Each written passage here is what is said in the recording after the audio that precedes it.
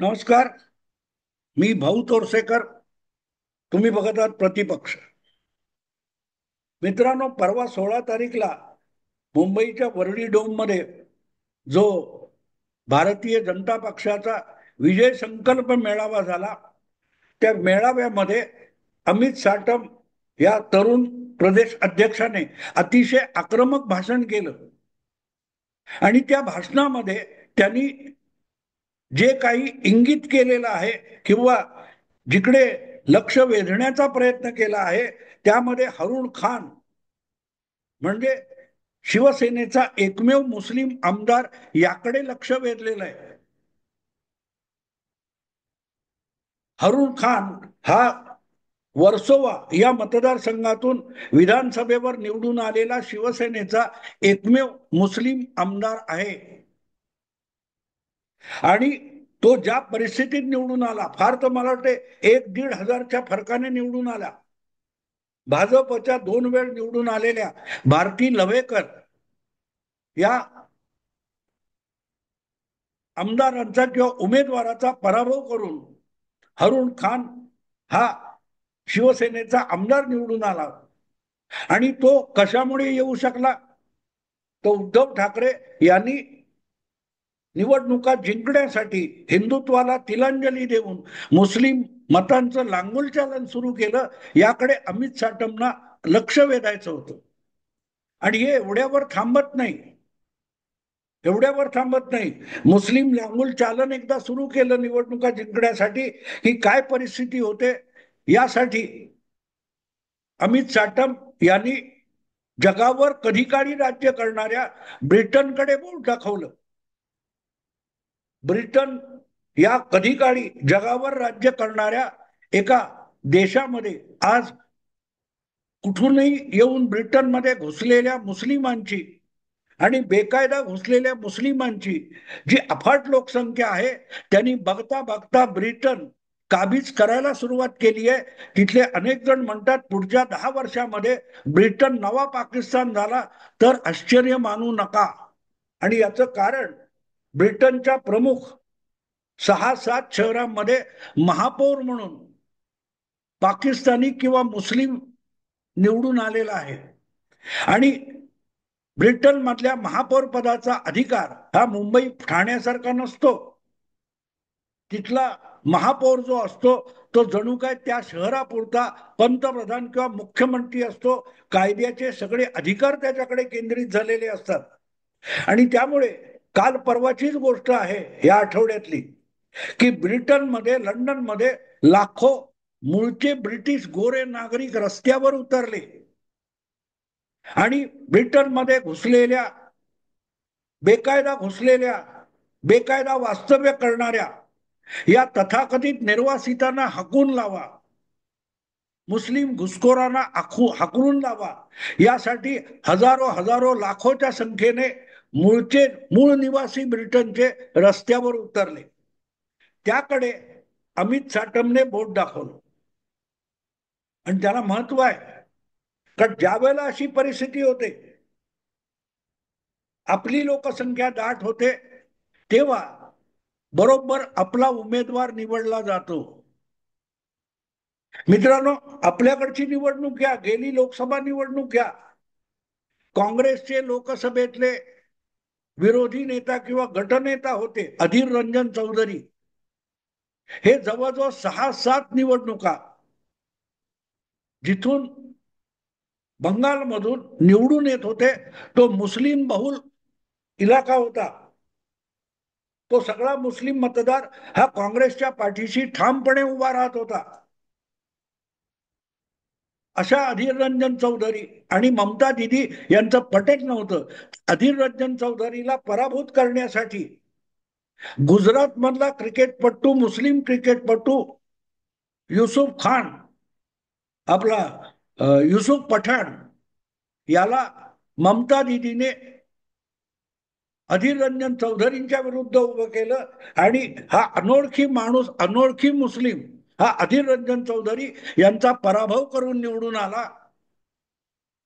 अर्थात वाईट वाटण्याचं कारण नाही. अधीर रंजन चौधरी हे मुस्लिमांचं लांगुल चालन करतच निवडून येत होते. पण ज्या वेळेला आपली लोकसंख्या पुरेशी झाली आहे, आपली धर्माची आणि जातीची लोकसंख्या पुरेशी झाली आहे असं जेव्हा लक्षात आलं, तेव्हा अधीर रंजन चौधरीला एखाद्या चहातल्या माशीसारखं उचलून त्या मतदाराने बाहेर फेकून दिलं. पण आपल्या धर्माचा जातीचा असलेला एक गुजराती मुस्लिम बंगालमधून निवडून लोकसभेवर पाठवलं. तेव्हा अमित साटम बोट कुठे दाखवतोय ते लक्षात घ्या. शिवसेनेला आज जागा निवडून येण्यासाठी किंवा मुंबईतली मुस्लिम बहुसंख्य मतं मिळण्यासाठी लागूल चालन करताय शिवसेना किंवा उबाटा शिवसेना. त्याची किंमत आज मोजावी लागत नाही. जशी अधीर रंजन चौधरींना 5-6 निवडणुकानंतर ती किंमत मोजावी लागली, तीच उबाटा शिवसेनेला सुद्धा मोजावी लागेल. पण दरम्यान जे परिणाम होतात ते लंडनच्या, ब्रिटनच्या लेबर पार्टी सारखे आहेत. आपल्या आपल्या मतांची वोट बँक वाढवायची म्हणून ब्रिटनच्या पुरोगामी असलेल्या, लिबरल असलेल्या लेबर पक्षाने जे जे निर्वासित येतील, प्रामुख्याने अरब आणि मुस्लिम देशातून निर्वासित येतील, त्यांना अधिकाधिक सामावून घेण्याची भूमिका घेतली. आणि बघता बघता ब्रिटन मधली एकामागून एक मोठमोठी शहरं ही निर्वासितांनी काबीज केलेली आहे. तिथल्या सुविधा निर्वासितांना मिळत आहेत आणि मूळचे रहिवासी आहेत, ज्यांनी तो देश साम्राज्य बनवण्यासाठी ज्यांच्या पिढ्या खपल्या, त्यांना आपल्याच मूळच्या देशामध्ये, मातृदेशामध्ये, पितृदेशामध्ये उपऱ्यासारखं जगण्याची वेळ आलेली आहे. आणि अमित साटम हा तिकडे बोट दाखवतोय. अर्थात ताबडतोबीने आपल्याकडच्या पुरोगामी माध्यमांनी हरून खान यांना पुढे आणून आपण कसे पहिल्यापासून शिवसेनेत होतो, आपण मंदिरं बांधली, याच्या मुलाखती सादर केल्या. पण मुद्दा तो नाहीये. मुद्दा ज्या वेळेला अशा प्रकारे एक एक करत लोकसंख्या वाढवली जाते, त्याचे दुष्परिणाम नंतरच्या काळात एखादा खान सुद्धा मुंबईचा महापौर होईल जर उद्धव ठाकरे यांच्या आजच्या अशा राजकारणाला मराठी माणसाने पाठिंबा दिला, तर त्याचे दुष्परिणाम काय होतील त्याकडे अमित साटम यांनी लक्ष वेधलेलं आहे. आणि म्हणून हा सगळा विषय हा समजून घेण्यासारखा आहे. तो वाटतो तितका सोपा आणि अगदी हे नाहीये. पण असो, अमित साटम यांनी उद्धव ठाकरे यांना लक्ष करून हे भाषण ठोकलं. अगदी पाहिजे तेवढी सडकून 30 वर्षाच्या महापालिकेतल्या उबाटा शिवसेनेची किंवा उद्धव ठाकरेंच्या नेतृत्वाची फार हजामत केली, एक एक मुद्दे काढून चिंध्या उडवल्या त्यांनी केलेल्या कामाच्या. पण मुद्दा असा होता की त्यातून मुस्लिम मतांवर विसंबून राहिलेले आणि मुस्लिम मतांचं लांगुलचालन करणारे उद्धव ठाकरे हे ठळकपणे सांगणे हा त्याचा हेतू होता. जेणेकरून हिंदुत्वाच्या नावावर, मराठीच्या नावावर उद्धव ठाकरेंकडे जाणारा जो मतदार आहे त्याला खडबडून जागा करणं हा साटम यांचा हेतू आहे. त्याचा परिणाम उद्धव ठाकरेंच्या बाबतीत किती होईल माहित नाही. पण एक गोष्ट साफ आहे, अमित साटम यांच्या या दणदणीत भाषणामुळे काँग्रेस पक्षाची मुंबईत तारांबळ उडालेली आहे. काँग्रेस पक्षाची तारांबळ उडाली. गेल्या लोकसभा निवडणुकीमध्ये वर्ष सव्वा वर्षापूर्वी उद्धव ठाकरे यांचे 3 खासदार मुंबईत निवडून येऊ शकले. त्याचं कारण काँग्रेसच्या पाठीशी असणारी जी मुस्लिम वोट बँक आहे त्याचा निर्णायक आधार उद्धव ठाकरे यांना मिळाला.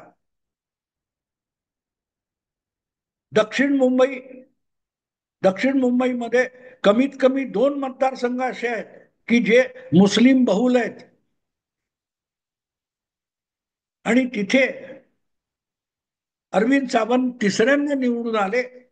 याचं कारण भेंडी बाजार पासून तो जो भाग आहे, जे जे हॉस्पिटल पासून काय असेल, मोहम्मद अली रोड वगैरे, या भागातला जो सायझेबल प्रचंडच्या प्रचंड असा मुस्लिम मतांचा गठ्ठा आहे, तो अरविंद सावंत म्हणजे उबाठा शिवसेनेच्या पदरात पडला आणि ते सुटले. तीच गोष्ट मध्य मुंबईमध्ये किंवा मध्य दक्षिण मुंबईमध्ये अनिल देसाई यांच्या पथ्यावर पडली, आणि ईशान्य मुंबईमध्ये संजय दिना पाटील यांच्या पथ्यावर पडली. काय तो शिवाजीनगर आणि मानखुर्द वगैरे परिसरातली जी दाट मुस्लिम वस्ती आहे, त्याचा मुस्लिम गठ्ठाच्या गठ्ठा इकडे आला. आणि हा कसा येतो याचं उदाहरण लोकसभेच्या धुळे लोकसभा मतदारसंघात मिळतं. पाच पाच विधानसभा मतदारसंघ, सहापैकी पाच विधानसभा मतदारसंघामध्ये भाजपचा उमेदवार प्रचंड 1 लाखापेक्षा, 1.5 लाखापेक्षा, 1.25 लाखापेक्षा अधिक मताधिक्याने पुढे होता. पण एका मालेगाव विधानसभा मतदारसंघातल्या गठ्ठा मुस्लिम मतदाराने अख्खी लोकसभा निवडणूक फिरवून टाकली. 5 विधानसभा मतदारसंघातल्या हिंदुत्वाच्या बहुमताला, मताधिक्याला एकट्या मालेगावच्या एक गठ्ठा मतदानाने धुळीस मिळवलं. आणि त्याकडे अमित साटम यांनी लक्ष वेधलेलं आहे. पण हे का होतं? आज उद्धव ठाकरे हे मुस्लिम मतांवर अधिकाधिक विसंबून आहेत, आणि म्हणून चर्चा काय होते, जर राज ठाकरेंना बरोबर घेतलं तर त्यांच्या हिंदुत्वामुळे उबाठाच्या पासून मुस्लिम मतदार जो आकर्षित झालेला आहे तो दुरावेल, याची चर्चा होते. आणि म्हणूनच उद्धव ठाकरे हे ठाकरे बंधू, ठाकरे ब्रँड याविषयी साशंक आहेत. त्याचं नेमकं कारण ते आहे की राज ठाकरेमुळे किती मतं मिळतील याची गॅरंटी नाही. आज घडीला मुंबईमध्ये राज ठाकरे यांच्याकडे 3-4% एवढी मतं असू शकतील, पण मुस्लिम मतांचा गठ्ठा हा जर 7-8% काँग्रेस सोबत असल्यामुळे आपल्याला मिळालाय आणि लांगुल चालनामुळे आपल्याला मिळालाय, तर राज ठाकरेंची 3-4% मतं आणण्यासाठी हा 8-9% जो मुस्लिम मतांचा गठ्ठा आहे तो गमवायचा का, या द्विधा मनस्थितीमध्ये उद्धव ठाकरे आहेत. आणि त्याकडे अमित साटम यांनी लक्ष वेधलेलं आहे. आणि दुसरीकडे इतक्या उघडपणे उद्धव ठाकरे मुस्लिम लांगुल चालन करायला लागले, तर मुंबईमध्ये दीर्घकाळ अगदी निम्मे तरी मुस्लिम मतदार हा काँग्रेसचा हक्काचा मतदार राहिलाय, तो उद्धवकडे वळला. तो उरली सुरली मुंबई महापालिकेतली काँग्रेस संपून जाईल. सॉरी, गेल्या म्हणजे 2017च्या महापालिका निवडणुकीमध्ये आधीच काँग्रेसचा अक्षरशः सत्यानाश झालेला आहे महाराष्ट्र मुंबईमध्ये. शिवसेना आणि काँग्रेस हे दोन प्रतिस्पर्धी पक्ष होते मुंबईमध्ये. 2017 नंतर काँग्रेसला मागे टाकून भाजप आणि शिवसेना हे दोन एकमेकाचे प्रतिस्पर्धी बनले, आणि त्यामध्ये काँग्रेस एकदम तिसऱ्या क्रमांकावर गेली. आणि तिसऱ्या म्हणजे जवळजवळ 28-30 नगरसेवकांपर्यंत काँग्रेस पक्ष घसरला. त्यामुळे एक प्रकारे आपण बघितलं तर मुंबईची जी मतदार विभागणी होती त्यामध्ये काँग्रेस पक्ष टिकू शकला, तो फक्त मुस्लिम व्होट बँक मध्ये टिकू शकला. कारण शिवसेना असो, अखंड शिवसेना उद्धव ठाकरेंची, महाविकास आघाडी पूर्वीची, आणि भाजप हे दोन्ही हिंदुत्वाचे पक्ष, त्यांना कुठल्याही परिस्थितीत मुस्लिम मतं मिळणार नव्हती. पण ती मतं गेल्या महापालिका निवडणुकीत मुस्लिम पक्ष, ओवायसीचा असो, समाजवादी असो, हे पक्ष वगळले तर बहुसंख्य काँग्रेसला मिळाली. मुंबईच्या वेगवेगळ्या भागात विखुरलेले पण वोट बँक असलेले मुस्लिम हे काँग्रेसच्या बाजूने उभे राहिले, म्हणून काँग्रेसला 30 नगरसेवक निवडून आणणं शक्य झालं. पण त्यातही उद्धव ठाकरे भागीदार होणार असतील तर मग काँग्रेस अधिक रसातळाला जाऊ शकते. त्यामुळे अमित साटम यांनी जे उबाठाला डिवचण्यासाठी हे उघड वक्तव्य केलेलं आहे. त्यामुळे हिंदूंची उभाठाकडे जाणारी मतं किती कमी होतील माहित नाही, पण काँग्रेसची छाती धडधडायला लागली असेल की अरे, आपण महाविकास आघाडीमध्ये गेलो आणि त्यामुळे उद्धव ठाकरेंना 3 जागा लोकसभेच्या जिंकता आल्या. महापालिका निवडणुकीत तो सगळा मुस्लिम वोटर विखुरलेला हा जर उभाठाकडे गेला तर काँग्रेसला 30 वरून 10-15 पर्यंत खाली यायला लागेल. आणि म्हणून अमित साटम यांनी जे आवेशपूर्ण भाषण केलं, त्या भाषणातून जर निष्कर्ष काढायचा असेल तर तो निष्कर्ष काँग्रेसकडे जातो. काँग्रेसला तो इशारा दिलेला आहे.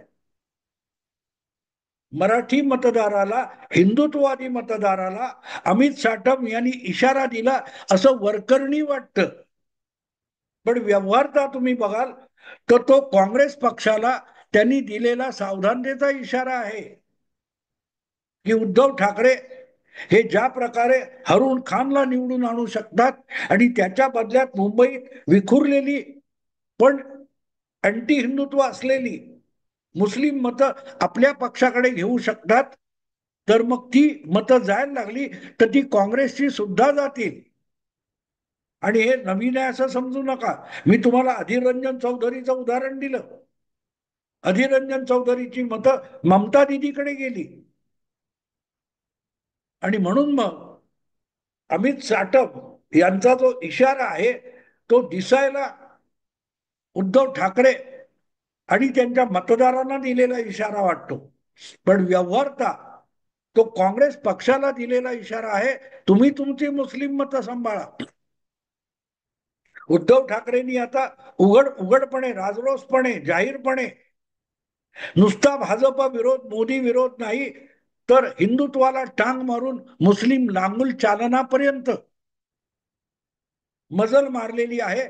आणि एकदा तेवढं झालं, अनेक काय ते समतोल असलेले मुस्लिम नेते सांगतात पण उघडपणे, बिचाऱ्या सामान्य मुस्लिमाच्या मनामध्ये हिंदुत्वाविषयी इतकं किलमिश भरलेलं आहे किंवा भरवलं गेलेलं आहे की त्याच्यासाठी काही नाही केलं तरी चालेल, फक्त भाजपला शिव्या घालायच्या, RSS ला शिव्या घालायच्या, हिंदुत्वाला शिव्या घालायच्या की मुस्लिम मतदार धावत पडत तुम्हाला येऊन मतं देतो. त्यामुळे तेच काम अगदी भगवा झेंड्याखाली उद्धव ठाकरे करणार असतील तर मग काँग्रेसच्या या आजपर्यंत जोपासलेल्या, सांभाळलेल्या मुस्लिम मतपेढीला धक्का लागणार आहे. त्यामुळे वरकरणी असं वाटतं की इशारा अमित साटम यांनी उभाठा शिवसेनेला दिलाय, पण व्यवहारता तुम्ही बघाल तर तो मुंबईच्या काँग्रेस पक्षाला BMC मध्ये किती नुकसान होऊ शकतं याकडे लक्ष वेधण्याचा प्रयत्न अमित साटम यांनी केलेला आहे. ही स्वतंत्र लढायचं आणि आपली मुस्लिम मतं टिकवायची की उद्धव ठाकरेंबरोबर जागा वाटप करून आपली मुस्लिम मतं त्यांच्या परड्यात टाकायची आणि त्यांची मतं आपल्याकडे येण्याची गॅरंटी नाही, अशा दुर्घर परिस्थितीमध्ये काँग्रेसने आपल्याला लोटून द्यायचं की आपली मतं टिकवताना प्रामुख्याने मुस्लिम ही आपली वोट बँक आहे, दलित ही आपली वोट बँक आहे, ती आपल्याकडे टिकून राजकारण करायचं याचा काँग्रेसने विचार करावा. यासाठी हा सगळा मुंबईचा मुस्लिम एखादा खान होऊ शकतो, मुस्लिम रस्त्याचा काय ते मुंबईतले रस्ते हे मोहम्मद अली रोड होऊ शकतात, अशी जी भाषा अमित साटम यांनी वापरली आहे तो काँग्रेसला दिलेला इशारा आहे. वेळी सावध व्हा, नाहीतर उरली सुरली काँग्रेस आहे ती उभाटा शिवसेनेचा एक हिस्सा होऊन जाईल. असो मित्रांनो, आता इथेच थांबतो. आवडलं लाईक करा, शेअर करा आणि प्रतिपक्षाला सबस्क्राईब करा. नमस्कार.